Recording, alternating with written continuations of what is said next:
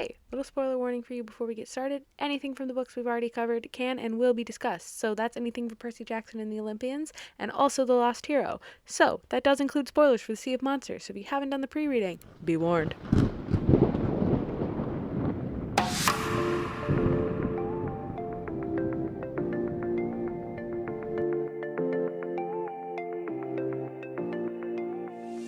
Welcome back to Demigod Debut. I'm Mal, cruise enjoyer and longtime Percy Jackson fan.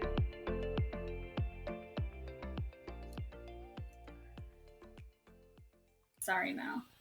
Okay, alright. Thank you for opening with that, because you know I was gonna ask. And this is a podcast about everyone getting to watch season 2 of Percy Jackson for the first time. You know what I realized as I was editing the last episode? We did not talk about George and Martha not being included at all. Oh, We just didn't even mention it, because I guess it truly was that unimportant. yeah. I think they're cute. So did I. I think George and Martha are so fun.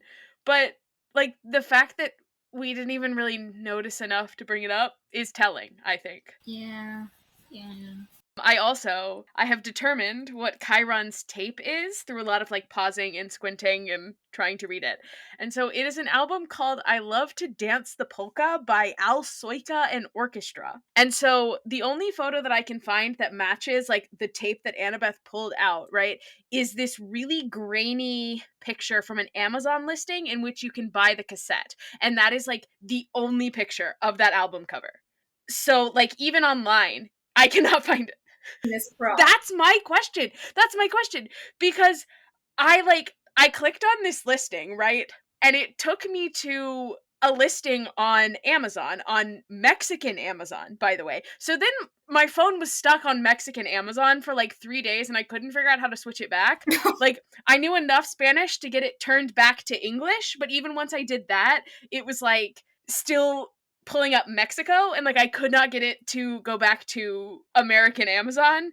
Then eventually I did figure out that like if I went on my phone and like Googled something and then went through like the internet and had it open the app that way, it just like switched back to American Amazon. So a whole mess. But yeah, I don't know where they found this album because it seems so niche. Like I looked up because I was like, can I stream this somewhere? You can't. It's nowhere.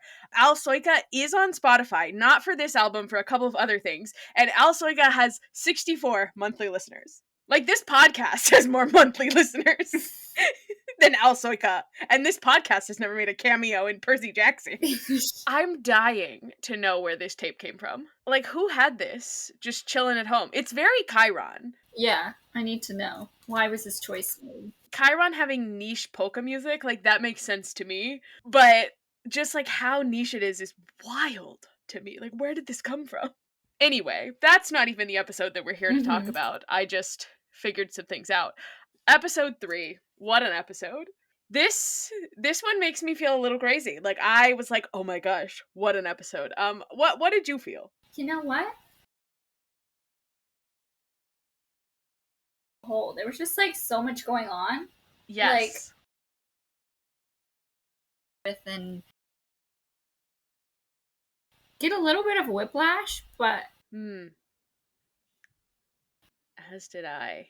Yeah, I mean, I feel like it makes for a fun watch that it's not exactly word for word from the book. I felt like I was like on the edge of my seat waiting to see what was going to happen when I was like that's crazy, like I've read the book, but also I was dying to know what was going to happen. So, oh, what an episode.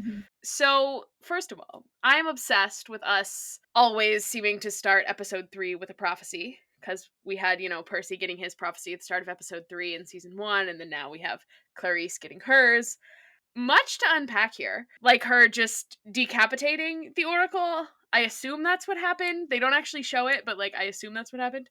And then her getting the prophecy from herself is so interesting. I did more talking about this one with other people just in the time that it came out to now. But I was like, why is she getting a prophecy from herself? Because I was really hoping that we were going to get to see someone else, or like maybe Ares giving her this prophecy or something. But My friend Robert's theory is that Percy got his prophecy from Gabe, who is like the person that he hates most at the time.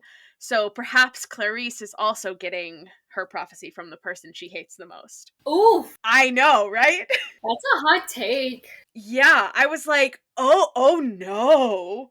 Clarisse, baby. Ooh, a little bit Right? thinking about that. It makes her more sympathetic because you're like, I don't know, thinking about Clarisse not liking herself makes it almost not forgivable, like the things that she does that we don't enjoy watching her do, but like knowing that she also like doesn't like what she's doing, it's like, oh, it's a little more sympathetic. I don't know. Hmm. As much as that take hurts me, I feel like it's correct, and I feel like it adds a lot to my understanding of Clarisse. So I'm taking that. It's mine now, and we all have to live with it. So then I was kind of wondering if we are going to get a prophecy every episode 3 from now until the end. Because it seems like both of these seasons have followed kind of the same beginning pattern. And like, who's to say what the end is going to look like and if we'll continue these beats? But like, episode 1, you have kind of your opening adventure, you're getting to camp. And then episode 2, you have some form of camp game, and you have kind of the call for a quest. And then episode 3, you have the beginning of the quest and like the first big quest adventure. Mhm. And you get, the prophecy, all that jazz. It does feel a little bit like we're moving quicker this season. Like we got to camp midway through episode 1 instead of at the end this time. And we spent less time on the camp game than I feel like we spent on capture the flag. And we spend more time like actually getting the quest. And then the action is faster to me, it feels like. But then I was thinking about, in the future. And I think season 4, we could definitely get the prophecy in episode 3, kind of same as this. But I don't know if it fits for season 3, because thinking about it, like, you have, your opening adventure, you're getting to camp. Like, we go and we rescue the D'Angelos, we lose Annabeth, we get to camp. Sure, fine. And then the next big thing is like campers versus hunters capture the flag. So still following that pattern of like camp game, episode 2. Hmm. But then I feel like if they choose to keep it, since the Oracle like comes in the woods to Zoe, that would have to be in the same episode as the camp game. So then we potentially are moving away from that episode 3. I don't know. It's not important. I was just thinking about like future seasons because we're getting the future seasons. 3 for sure, but like we're getting 4 and 5. I'm speaking that into existence. Yeah. And then I mean in 5, I feel like that's going to fall apart because it's going to like the prophecy is almost definitely going to have to be episode 2 unless we spent like a whole episode underwater with Poseidon post cruise ship, but like cruise ship explosion is definitely episode 1, and then I don't know, I feel like episode 2 would be returning to camp and like getting the great prophecy and then going to war. Mhm. So I don't know.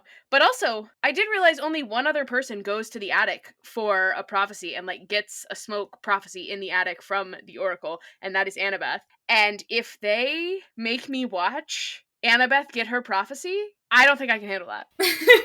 Cause like seeing the pattern of the way that this is going, right? The patterns. It's all about the patterns. Both with Percy and then now with Clarisse, you get like sort of half of the prophecy and then you get more of it later. And that's kind of the whole thing that we get with Annabeth as well, where she doesn't tell Percy what the last line of the prophecy is, like the entire book. So I think, you have Annabeth get like half a prophecy in the attic and then come out like totally rattled, hearing that she's going to lose a love to worse than death, and then not tell anyone that the entire time. And maybe we don't even know that. I don't know. Mhm. I was thinking a lot about Annabeth, as I often do, and prophecies, and like how she'll be the next one to visit the attic for prophecy. And like, yeah, me? Think about Annabeth? Crazy. I also appreciate the differences between Clarisse and Percy approaching the Oracle, where Percy sort of approaches with this like, hi, voice crack situation. And then he's like, I'm Percy. Nice to meet you. Like in his, little season 1 voice. And he says something about like the Oracle being a Halloween decoration and like it's weird that he's up here asking. Whereas like Clarisse seems like she's coming in with more of a fake confidence about it. She just keeps repeating Mhm. like, I'm Clarisse, daughter of Ares. Fake it till you make it. Yeah, she's very fake it till you make it. Percy is very unserious. it feels like, which I just feel like is fitting to both of their characters, and I appreciate it. Mhm. And then, she gets like half of, I guess she gets a little more than half her prophecy. She just doesn't get the last line, like the end of the last line. She gets "you will fail, dot dot dot." She doesn't get the "without friends and fly home alone" situation. She gets the rest of the prophecy. And then it comes time for her to pick a new companion, and she doesn't. Yeah. Later, like, she tells her dad that it's because she doesn't want dead weight, but I also wonder if maybe it's part of the prophecy, because, I mean, like, we know, having read the book, that it said something about failing without friends, so, like, maybe she made the choice to not take anyone because of that? Mhm. But then, where is Chris in all of this? Because I was kind of convinced last time that the reason Chris was going on this quest was so that he could betray Clarisse and ditch her on screen, and we could, like, see that happen. Right. But if he's not on this quest, What are we doing? maybe we'll see him later, but, like, I don't know. And then I was like, okay, so we just, like, did this whole switching up the quest thing, like, with the picking Annabeth and all that. What was it all for? What was it all for? Other than to get the prophecy conversation happening, like, 2 episodes earlier? I don't know. I feel like this is a developing plot line, Mhm. because I'm like, there is something going on with Chris Rodriguez. Like, otherwise, why introduce him this season? Why switch the quest up? Like, I'm like, there's a reason for this. I just don't know what it is yet. I wish that I did. Watching this as it's coming out and having to talk about it, I'm like, everything that I'm saying could be proven wrong in a couple weeks. And I'm just like, I'm not handling it well. I'm going to be so honest with you. It's like, I don't want to be wrong. I don't want to make predictions. I don't want to not have all the information. That's your job. Yeah, what the heck? Stealing my shtick. I don't know. You got any more thoughts than I do? Not really. Okay. Thank God, because if you start stealing my job. Push it. I do have to mention Oh, yeah? Clarisse wearing a bold red lip to me. I'm like, girl, iconic, but also I'm like, what are you doing? Yes. No, that's so true. I'm like, girl, you look gorgeous, but this is a quest to the Sea of Monsters. Like, Yes. I mean, Annabeth's is too a little bit. I'm like, you have on kind of a lot of makeup. yeah. And I'm like,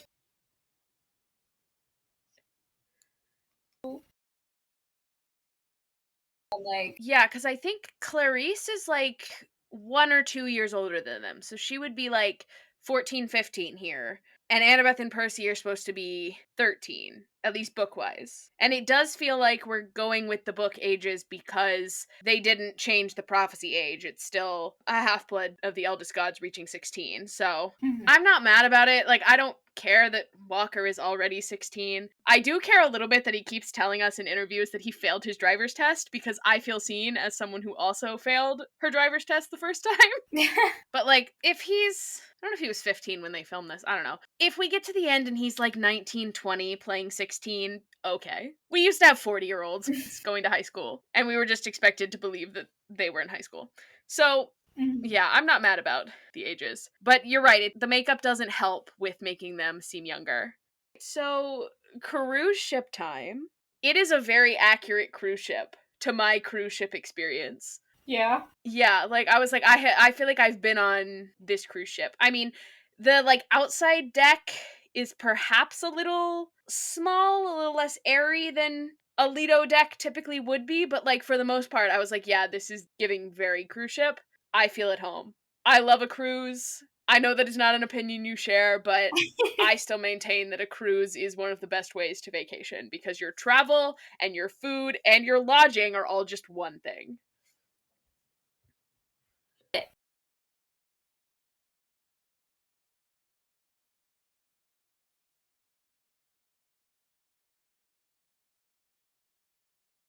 Right. Is terrifying to me. Yeah, that's fair. I am. But also, like, the logistics of getting your army just on a massive cruise ship and driving them around, like, galaxy brain idea from Kronos. True. We don't have to give it to him though. It's a fine idea, Kronos, but we're not that impressed. Yeah. Also, I'm also thinking, like, how high up they had to climb to get onto the cruise ship, because to get up to that deck with like the pool, that's usually like this even like in the shots, this seems like a really big cruise ship. Like the fact that there is a rock wall, and it sort of looks like one of the ones that has the big like open space in the middle. Mm-hmm. This is a big cruise ship, and the ones that I have been on, that top deck with the pool is usually like at least level 9 or 10. Oh, wow. So in order to get up there to where the pools are, they would have to have climbed so far. So like maybe the pools are lower than I'm thinking or something on this particular cruise ship, because I was like, wait, they really like scaled several stories here. Yeah. I need the blueprints for the cruise ship. I know at one point they pull it out to like figure out where Luke is. So maybe I need to pause it and like see if I can get a clear enough shot to really look at the layout of this cruise ship to kind of try to get my bearings and figure out where exactly they are, because maybe it's not as high as I'm thinking it is, but every cruise ship I've ever been on, that deck is really high up. So, I don't know. More on that in a minute. We'll circle back around. Another thing that I clocked a little bit is Tyson pointing out that Percy is dry already. This is a new power, Oh, yes. because show Percy has never been able to keep himself dry. Interested to see where this goes. Maybe it's not going to go anywhere right now. Maybe it won't go anywhere until later, but like, he dries quick. Is there a reason that Tyson doesn't also dry quick? Because he is a son of Poseidon. I don't think Tyson has any water powers at all, Oh. except for being able to work in the underwater forges. So like he can also breathe underwater and all that jazz. But I don't know. We never really get an exploration of Tyson's powers. Also, he's like fireproof. Right. I guess I should say we never really get an exploration of Tyson's like son of Poseidon based powers. We get more of his Cyclops powers, which are like being Right. fireproof and the being good with his hands and all of that jazz. So, very interesting. It also could just be that he's a baby. He is a baby. Maybe Poseidon just doesn't give his Cyclops sons water powers. He saves that for the demigods. Hmm. I also found it kind of funny that Percy like looks at what Hermes gave them and is like, "Oh, Hermes thought of everything. Vitamins, a thermos of winds, no drachmas though. No note about anything that would actually be useful. A toothbrush." Oh, God. Yeah. Like, but then I guess they had a change of clothes, so I assume they packed for themselves, at least somewhat. So hopefully they brought their own toothbrushes. I don't know. It was just very funny to be like, Hermes thought of everything, and it's vitamins and a thermos of winds. That's everything? And then, like, the focus on drachmas this season is so interesting. Like, everyone is looking for drachmas all the time. Yeah. Like, we keep bringing up the drachmas. The economy is in shambles. And honestly, every conversation that we have on this cruise ship makes me feel some type of way. Because, number one, we have our first conversation about what Chiron told Annabeth. And Percy's like, you know what? Actually, you shouldn't tell me. I think Chiron has a good reason to keep me at camp. And, you know, I trust Chiron, but mostly I trust you. We love it. Like, Sea of Monsters Percabeth, before Percy gets all weird, like, before he realizes that Annabeth is a girl and that he needs to feel, like, some type of way about it, he is so, like, he's so obsessed with her, and he just, like, doesn't even know it. Like, he just thinks that she's so cool and that she's the smartest person in the world, and then he starts to realize, oh crap, she's also a girl. I love him. So good. It's so good. And you know what? His, like, actually, I don't want to know. Like, that's relatable. I don't want to know things either. Like, let it happen. Sometimes it's best not to know. I also quoted several memes here in my notes about his eyes are so blue in this scene. So pretty much any blue eyes meme you can think of, it's in here. Like I have his eyes are so blue, somebody get him some brown contacts, I'm shaking. Like, have you seen those? Oh my God. And then I also tried to describe that one, that's like two little stick figures kind of holding hands, and one of them has like big brown eyes, and it's like, oh, the most beautiful brown eyes you've ever seen, and the other one has like kind of creepy blue eyes, and then it's like staring into your soul, because that's them in this scene. Like you have Annabeth with the most beautiful like Mhm. doe brown eyes, and then you have Percy like his like radioactive headlamps. Like Killian Murphy staring into your soul. Their beautiful eyes. No hate to Walker Scobell's eyes. I just The contrast is pretty good. like they are so blue in this scene. And then his idea to have a code word that she can use to stop him if he's doing anything that might be bad, like related to the information that she has that he does not have. And so he's gonna use his new favorite word, boon, and so she can just say boon. The way that Annabeth goes, like, I hate that I can't tell you, and you're gonna hate it too, and then you're gonna hate me. Like, Bestie, that's not possible. This boy is so enamored with you already. It's crazy. And he wants to hang out on the ship, he wants to go to the buffet, but Tyson smells monsters. And we get an excellent Percy moment. Monsters plural?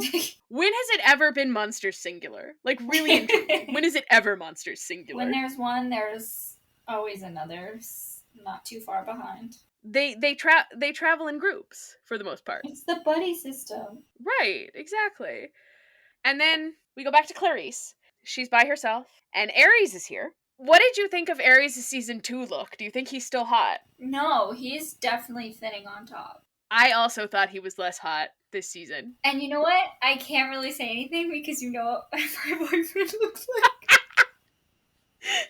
I do know what your boyfriend looks like. He's getting a little like wispy comb over on top, and I am not here for it. Yeah, the hair is not It's not good. it's not great. And I think for a lot of men, going bald is the right call, like your boyfriend.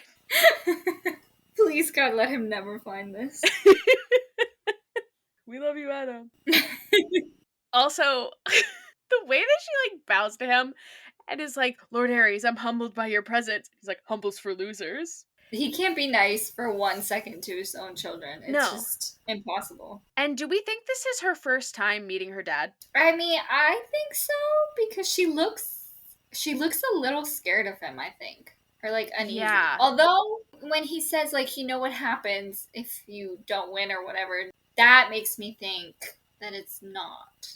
Cuz there's a lot of things that are in the book that haven't been told to us. Like Clarisse would have gone to Olympus with them on that field trip where the lightning bolt got stolen, cuz like she was at camp, and that's part of the reason that they're like, "Oh, Clarisse stole the lightning bolt," cuz like she was there. Mm-hmm. And like Ares talks about that and how much he hates it and how he doesn't even like his own kids. So like I would imagine they're at least aware of each other. Also, in the book her spear is allegedly from her father. So but also like Annabeth has the Yankees cap from her mother, and they don't really have a relationship. Like, I don't know that Annabeth has ever met her mom, so I don't know. Like, is it a more like it was left for her type deal, or rather than like an in-person gift, you know? Yeah. So I'm very interested in this relationship, and I don't know that they're ever going to give us more answers on it, but I feel like there's a lot going on Clarisse's face in this interaction as well. Like there's this like desire for approval, but then also this like sort of fear of her father, like you said. Just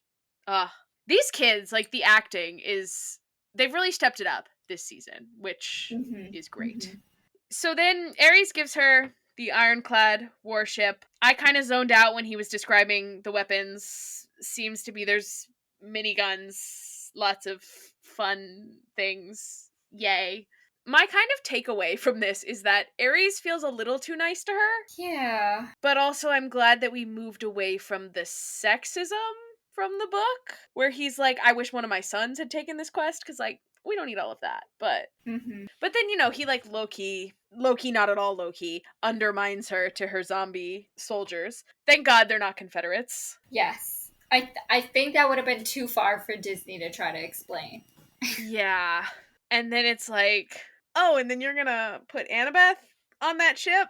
Probably next episode. Not a Maybe, great look. maybe no. But we've got a nice diverse group of zombie soldiers here, including Mitch from Blockbuster. I love him. He's great. Everyone who works retail is God's strongest soldier, and I hope that we get to see him kick some ass. Yes, agree. Hard agree. Though honestly, you know what might have been even funnier? Because I know like he's there because they lost the streaming wars. Ha ha ha. It almost might be funnier if there was like some retail employee who had like been killed on like Black Friday, which is like not funny because it like probably did actually happen. But like I don't know, I just feel like a retail worker who has worked Black Friday, this season would be 4 episodes long because that person they'd already have the fleece. Yeah. People that work retail are God's strongest soldiers. I do have to say, the reason Blockbuster like went bankrupt was not really because it lost the streaming war. What was it? They were like looted by private equity. Oh. Like they were actually like beginning to pioneer like streaming. Like they started doing DVD rentals and returns like Netflix, and they were starting an online catalog, but then they couldn't devote any like material resources to it because when they were bought by private equity, all of their money went back to paying this like huge debt that they took on. Oh. Fun fact. Interesting. So then if Mitch from Blockbuster did not lose the streaming wars, why is he here? Exactly. How did he get here? I mean, I think they just said streaming wars, one because it's funny, and two, like that's like the what everybody thinks happened, but in reality, maybe the private equity guys just killed him. You know what? I wouldn't put it past them. They were like, screw this particular Blockbuster employee. And that's what he means by it got ugly at the end there. Yeah. He was trying to save Blockbuster. He's a hero, actually. So jot that down. Actually, yeah. So then we get a costume change, which is fantastic. I love that these kids are not going on the quest in the same clothes the entire time. And I'm glad that we have something else a little less conspicuous than that Camp Half-Blood shirts to wear. And we also get a hair change because Annabeth has gone from her one braid to like 2 little twists, which I love. I love the 2, like whenever she's got pigtails or little twists, like I just think it's cute. I mean, she's always cute, but...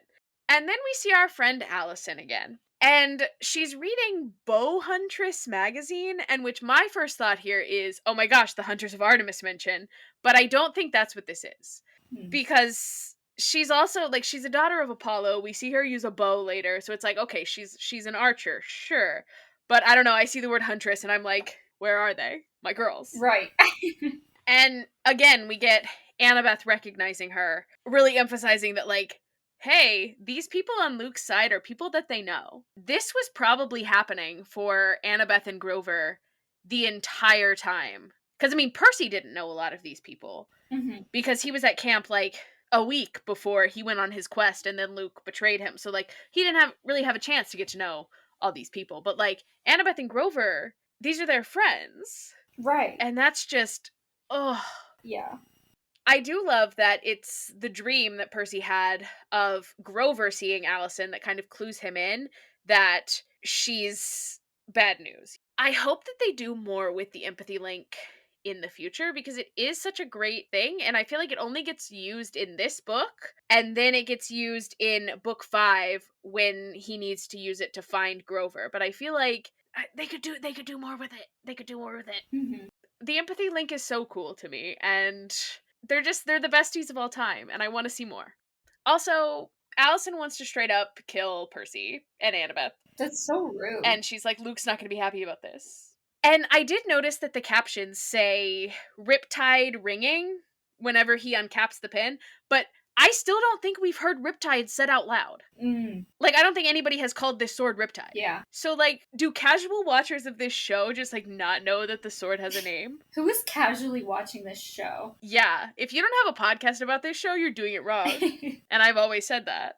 I respect Allison's delusion that she can take both Percy and Annabeth in a fight. Like, sure, they're 13 and she's graduated from camp, but, like, there's 2 of them. Yeah. Not that they really, like, kick her ass. Like, I don't think Percy lands a single strike at all. Like, he doesn't make contact once. Really, his only contribution to the fight is when he, like, tackles Annabeth out of the way and causes Allison to go overboard.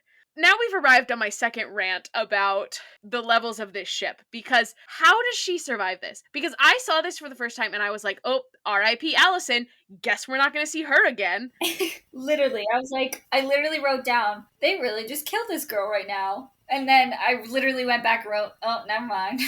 No, right. And like the way that Percy and Annabeth like look over the edge and like watch, I'm like, this is kind of ruthless. Like they just killed this girl. Yeah. And like I did look it up because I was like, how often are people actually rescued when they fall overboard? And Google told me that survival rates after falling overboard are only somewhere between 17 to 25%. And it's pretty contingent on, does someone see you fall overboard? Are they able to like call man overboard and get a rescue started right away? Also, like how high you fall from and all those things. But I don't think anyone else witnessed this except for Percy and Annabeth, and I don't think that they're starting the rescue process. Yeah. They weren't real eager. Again, this is probably like level 10 or more of this cruise ship. And it's not like she does a beautiful, perfect dive. Like, she definitely hits the water, like, on her side. Oof. How is she alive? How does she survive this? It makes no sense. Like, I can suspend my disbelief for the gods and the monsters, but her surviving this fall off the cruise ship? Come on. No. Yeah, grounded in reality, please. I need it to be realistic. I also love how they take her bag and they start going through her stuff. Like, it really does feel kind of cold-blooded whenever you, like, kind of believe that she is dead. Because it's like, oh, okay, they have her bag and they're just rifling through it. And I mean, this is what tells us that she is working for Kronos, because they find the little scythe key card. And it's a little funny to me the way they're like, Luke isn't just here. This is his ship. And then you like zoom out and you see the like golden flag with the scythe. And I'm like, they didn't see that when they were pulling up? I literally wrote that now. I literally wrote that. I was like, how'd they miss the big yellow flag when they first got on the ship? Like, what?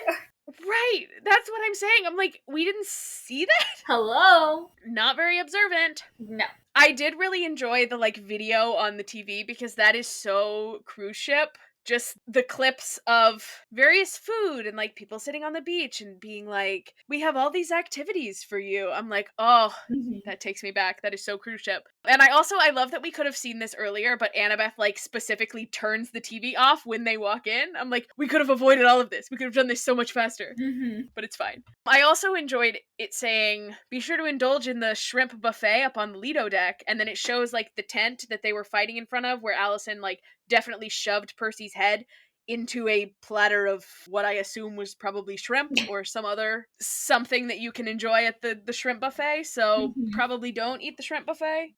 So then we leave our cruise ship. We go back to Clarisse. They have a great little sea shanty. I love a sea shanty. Remember when those were all the rage, like all over TikTok? Oh yeah. That was like when we first moved to New York. I think you're right, yeah. COVID. Yeah, that was like our first year living together. There was a lot of sea shanties going on. And I do enjoy that we've made it sort of Greek coded, you know, with we sail from Asphodel, we're sailing towards Elysium, like fantastic. Honestly, I'm a sucker for a found family on a boat. That's why I've watched so many pirate shows in my life. So I like these guys. I'm here for it. And if we are following the same trajectory as the book, I know I will not get much time to enjoy my friends, the undead warriors, but I like them. Also, to continue the theme of noticing patterns, in episode 3 of season 1, we also get Grover's consensus song. And in this one, we get the sea shanty. Like episode 3, we always got to get a silly little song. Fantastic. We also get Clarisse's recollection, I guess, of the coordinates, and these are even more wrong. Because Tantalus only had messed up one number, but all of Clarisse's numbers are wrong except for the last one. Because the correct one is 30, 31, 75, 12. Tantalus switched the 31 for a 24 and said 30, 24, 75, 12, which is still close-ish. The only one Clarisse has right is the 12. She says 31, 37, 56, 12. And I really think that I don't know how to Google coordinates, because when I Googled this, it came up with a point that's like sort of in the middle of the Atlantic Ocean, like far away from where the other two were. But later, they say that her coordinates point them to New Jersey. But when I looked it up, it was just the middle of the ocean. So I fear that I probably am doing it wrong, but I don't know. I'll trust them. It's funny that it's just middle of nowhere, New Jersey, because that's not far from where we started. Mm-hmm. Also, poor Clarisse, her undead found family does not want her to be part of the found family, and they do not listen to her. So rude. Poor Clarisse. But also, you gotta do better than that, girl. So then, we go back to the cruise. Immediately, Tyson's like, so who are the Titans again? Thank you to Tyson for being our vehicle for exposition. It's just funny when they have to explain things to Tyson. And then, I love that Percy's like, we could take Luke down tonight. 1, no you couldn't. 2, Annabeth very clearly has no interest in doing that. And 3, more on this later. And upon him saying that, she immediately says Boone. And he realizes, oh right, I've given Annabeth way too much power. He's like, oh yeah, right, you could just say Boone to win any argument forever for the rest of time, Mm-hmm. even if you're wrong. But also, Annabeth is never wrong. Jot that down, Percy Jackson.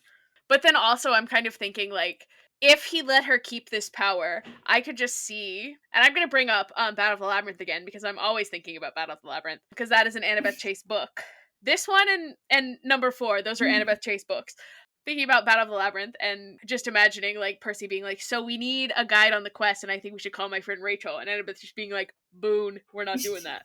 Anyway, we also get, I guess, confirmation that Annabeth only sees Luke as a brother, because she says watching him stab the tree was like watching my brother stab my sister. Oof. Ouch. I do like going the brother-sister route for Annabeth Luke. Yeah. Because getting the romance in there is a little bit weird. Gross. Especially when the whole thing, like, boils down to family. Like, at the end of the day, it is about their family.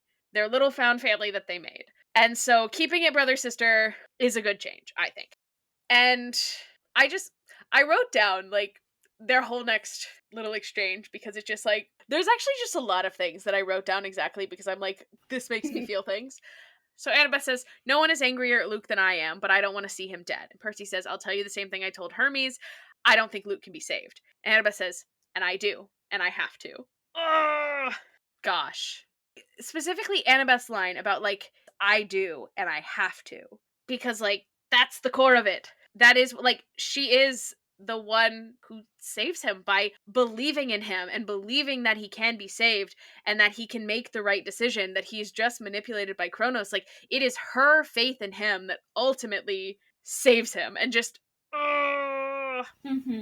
makes me feel so crazy. It's like, Luke as a villain is just so good, because at the end of the day, it is so hard to write him off as just one thing. Like, you can't write him off as totally sympathetic and be like, Luke was right, but you also can't say that he is totally wrong either, and that everything he does is evil and, like, not worth exploring. You know, like, he's just so interesting. And I feel that anybody who is very pro or very anti Luke is kind of missing the point. Like, I am anti Luke, but I also recognize that, like, he is making points, you know?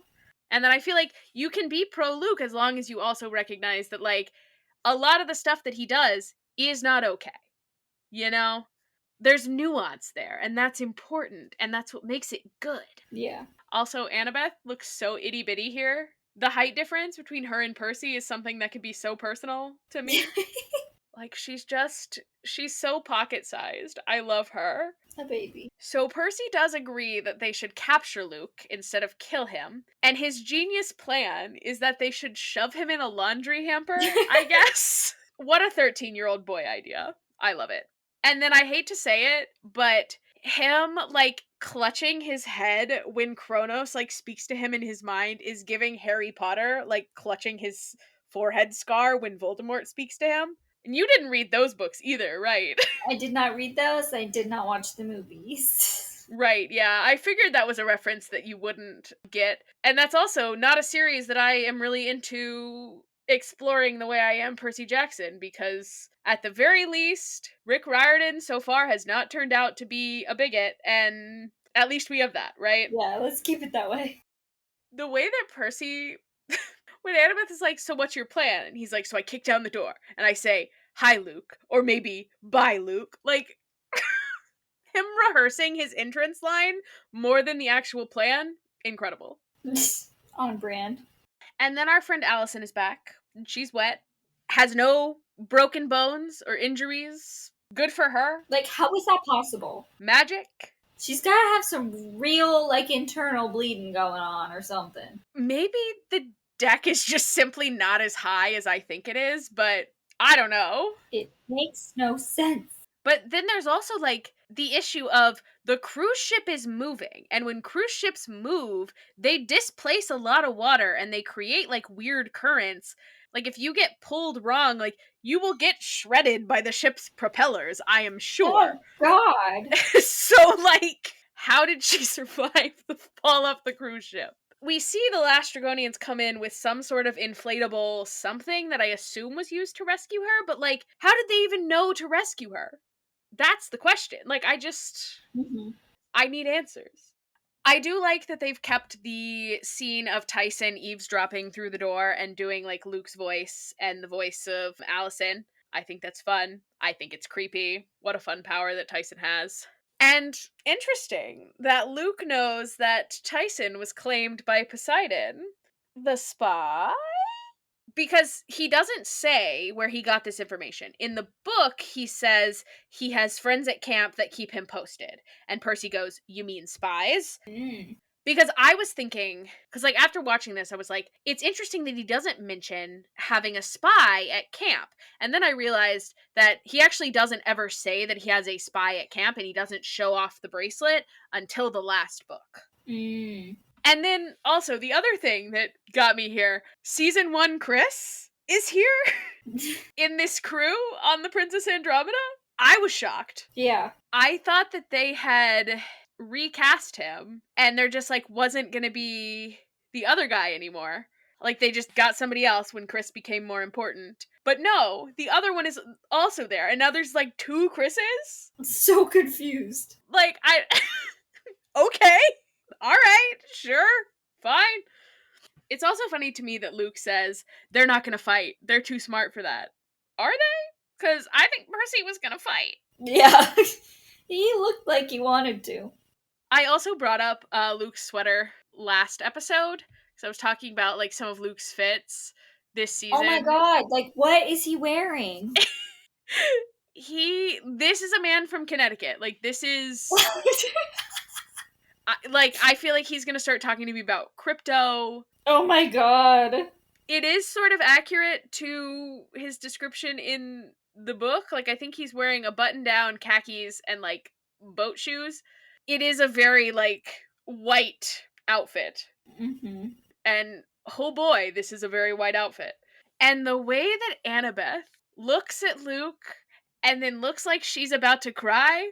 Cool, cool, cool, cool, cool, cool, Love it. cool. I feel regular about that. Yeah, that didn't cause me any emotional distress at all. I feel so regular and normal about the trials and tribulations and the horrors that they're putting my girl Annabeth through this season. Mm-hmm. And like, this scene is so good. This scene is so good. Every time I watch it, and I've seen it like twice now, it truly has everything. This scene is just, oh, you get the Annabeth Thalia Luke angst, you get great prophecy angst. Oh, it's so good. Whoever wrote this, I am kissing you on the mouth consensually. Like, it's so good. I do hate the way that they like remove Tyson from the equation. The last Dragonians take him away. Yeah. I miss him. He sounds so scared too. I know. And Percy being like, they're not going to hurt you. You don't know that. Can you really make that promise? Yeah. How are you sure? I don't like it. No. And then Luke asks how they know about the ship. Percy's like, your dad told me. He still thinks there's hope for you, but I disagree. Percy is such a hater. It is so funny to me.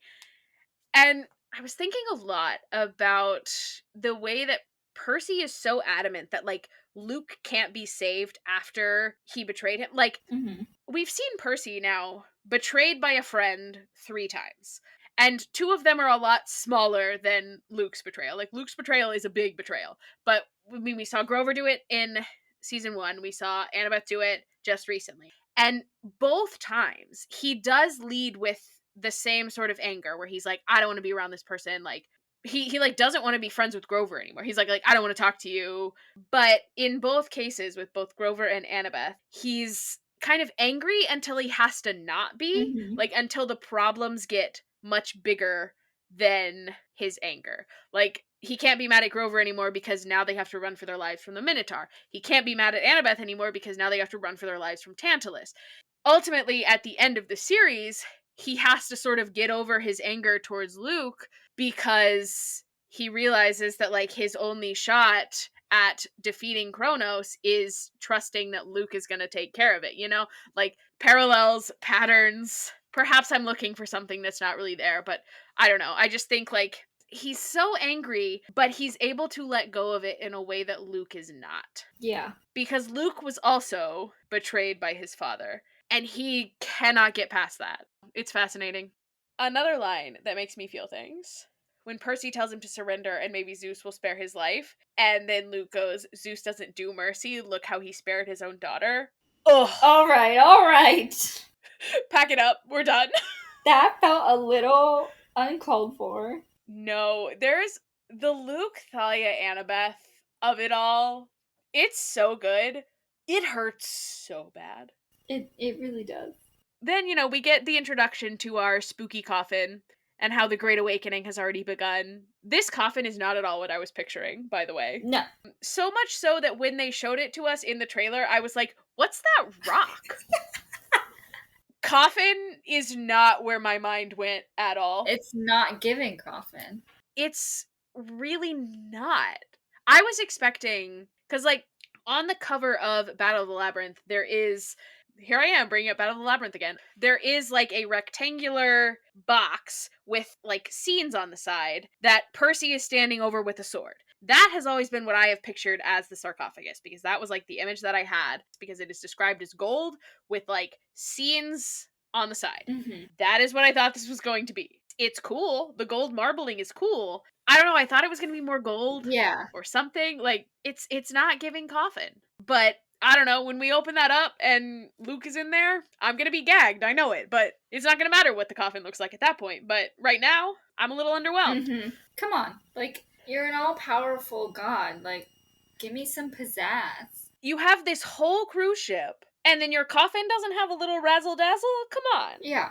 I'm impressed. And then we kind of have Annabeth clock that Luke needs the fleece. He needed to force the fleece quest to happen in order to use the fleece to speed up Cronus' healing, and so that is why he poisoned Thalia's tree. And he hits her with a, you don't know Thalia like I did. Oh, I gasped out loud. I know I low-key also said this, but I got a little offended on Annabeth's behalf when Luke said this. You Like, can't say that. he's not wrong, but he shouldn't have said it. Like, that was cruel. He knew what he was doing, too. He wanted to hurt her. He was trying to hurt her. Yeah. His treatment of Annabeth is honestly my biggest gripe with Luke. I can forgive the war crimes. I cannot forgive the way that he treats Annabeth.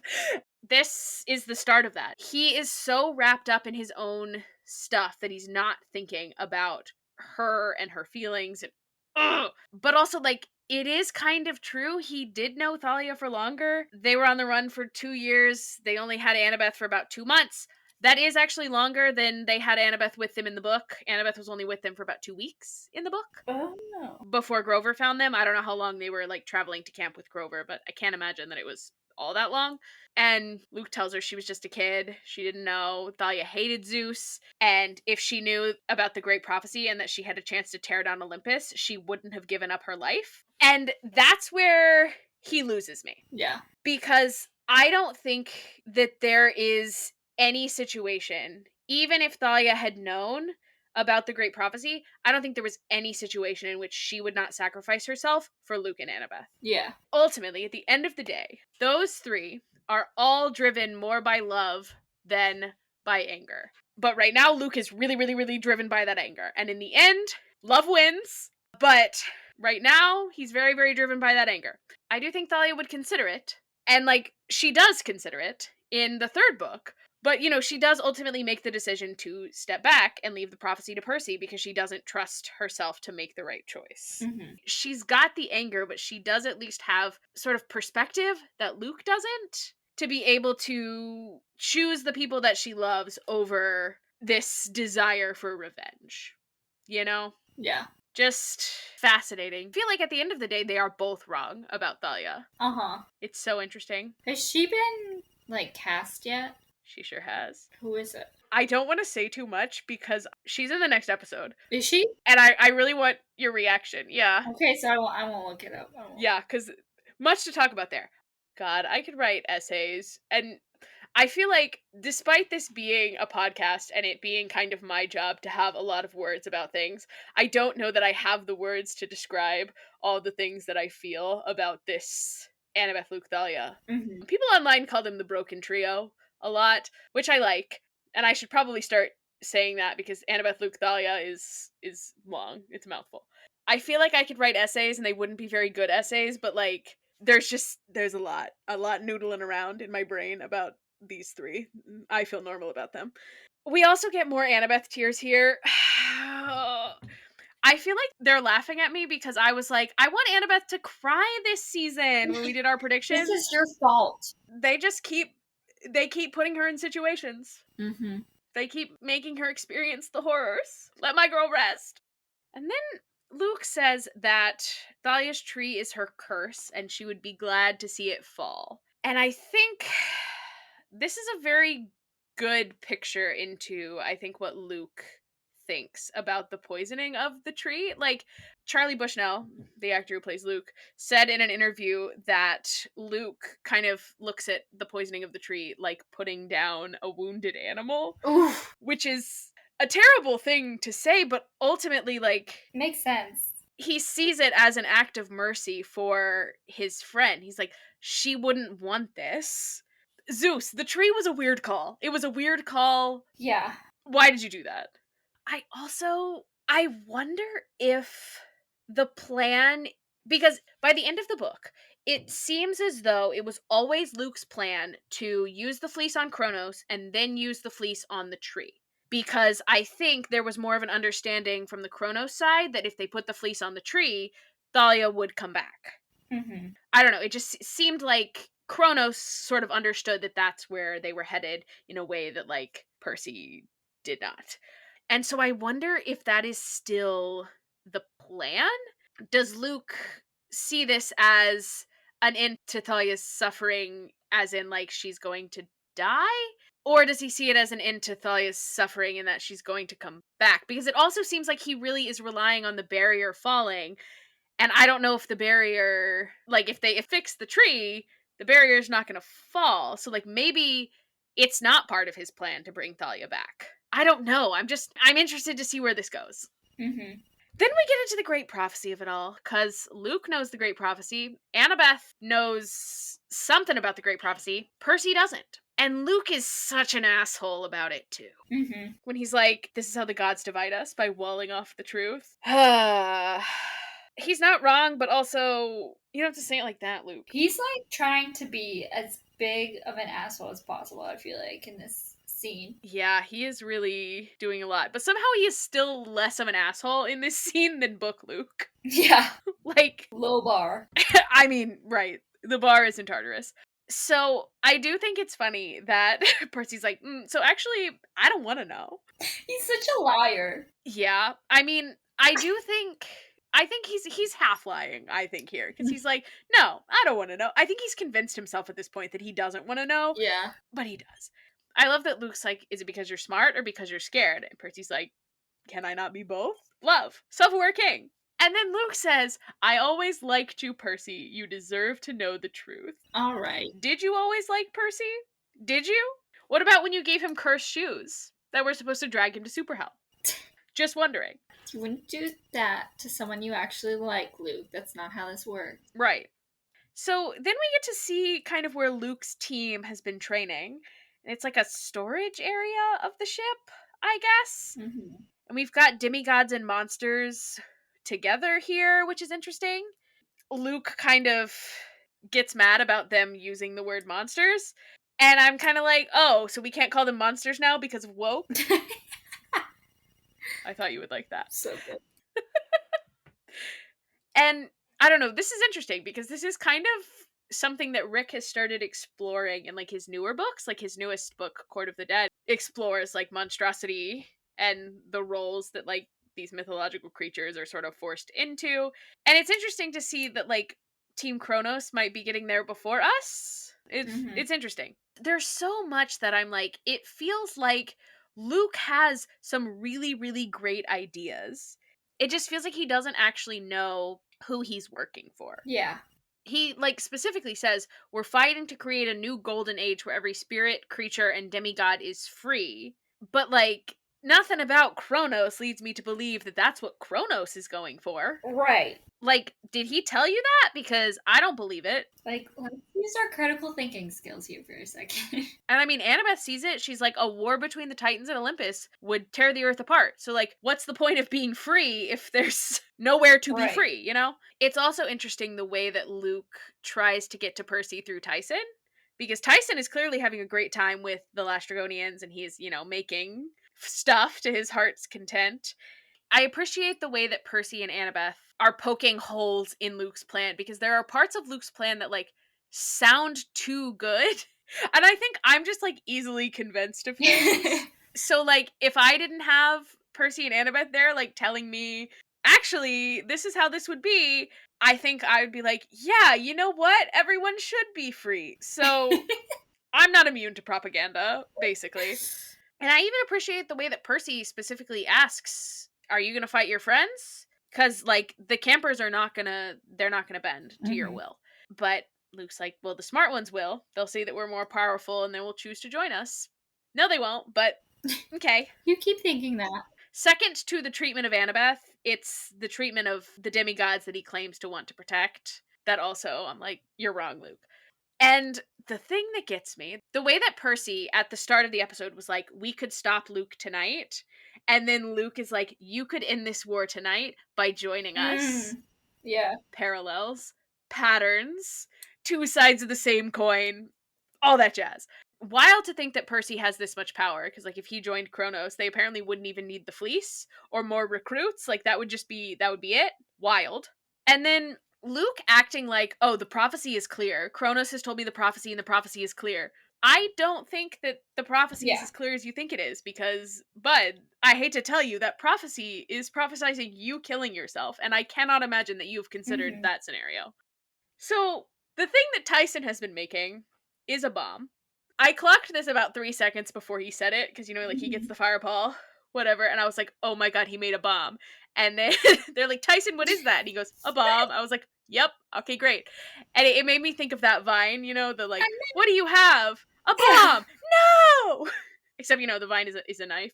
But yeah, that's Tyson, what do you have? A bomb! No! Yeah, that's how I I felt. love how he says it too. Then him walking out like an action hero with the jacket on fire, incredible.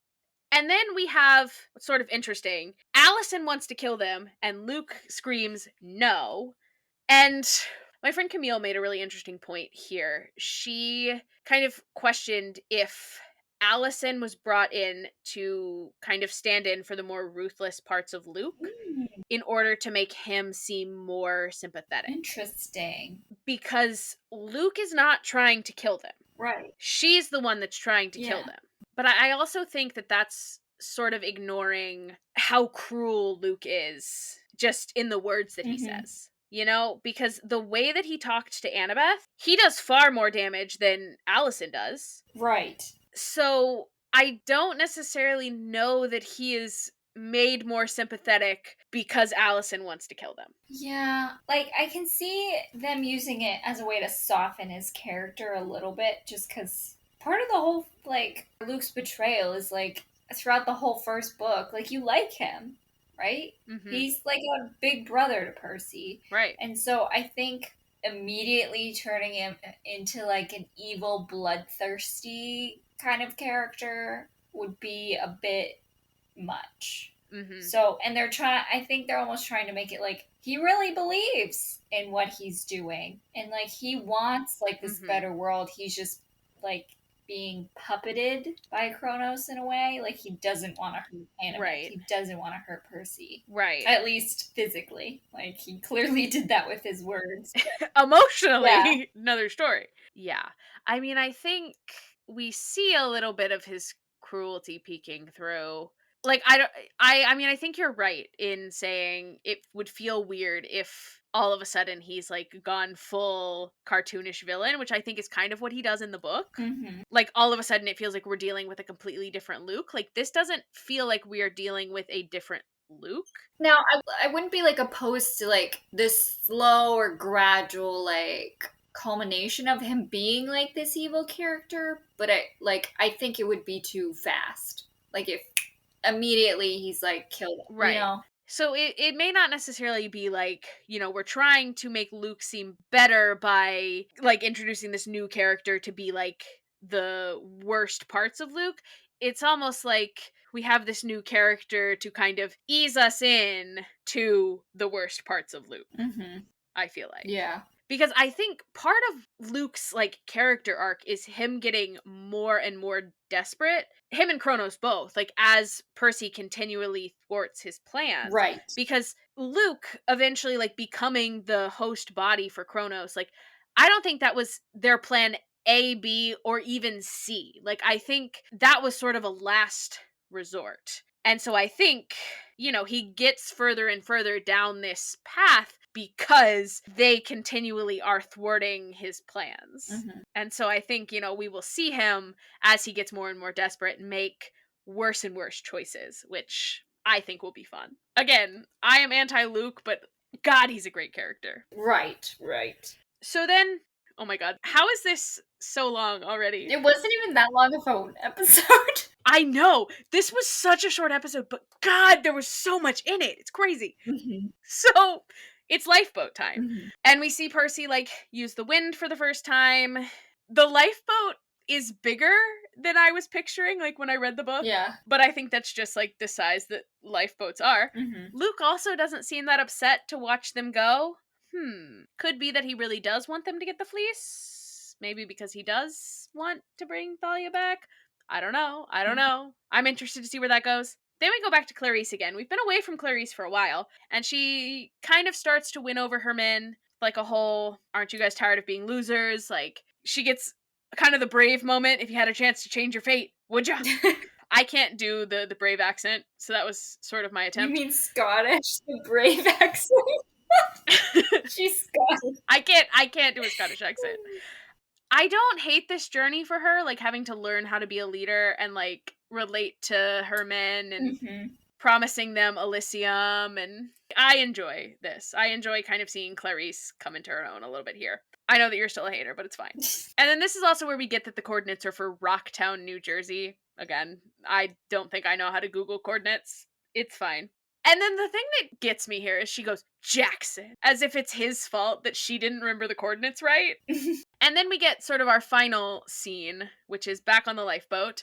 Tyson, number one, tells us that he kind of enjoyed the last Dragonians, but he ended up making the bomb because Percy and Annabeth were in trouble, and a hero stands up for others. Aww. I love him.